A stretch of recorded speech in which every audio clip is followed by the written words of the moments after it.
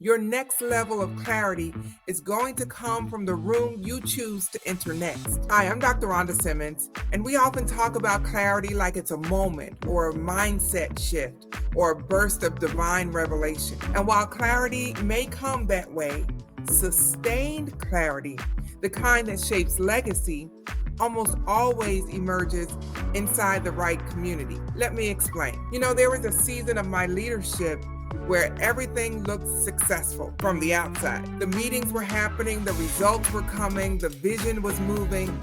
But internally, I was carrying the weight of every decision, every pivot, and every responsibility by myself. You know that space where your capacity is high, your standards are high, your calling is high, and the people around you can't fully hold, understand, or even match the level you're operating at. I kept telling myself, you're smart enough to figure this out. You've led through harder seasons before. You don't need to burden anyone with this. But what looked like independence was actually isolation. And isolation is where clarity goes to die. And if I'm honest, isolation didn't just make things harder, it made things heavier. There were nights I sat in my office long after the workday ended, staring at the same decision from 10 different angles.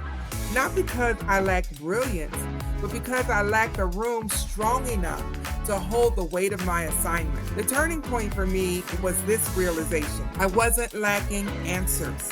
I was lacking alignment. And alignment is rarely found alone. When I began positioning myself in advisory spaces with leaders who had vision, strength, and strategic depth, everything shifted for me. My thinking expanded, my decisions sharpened, my leadership stabilized. Because clarity is not produced in silence.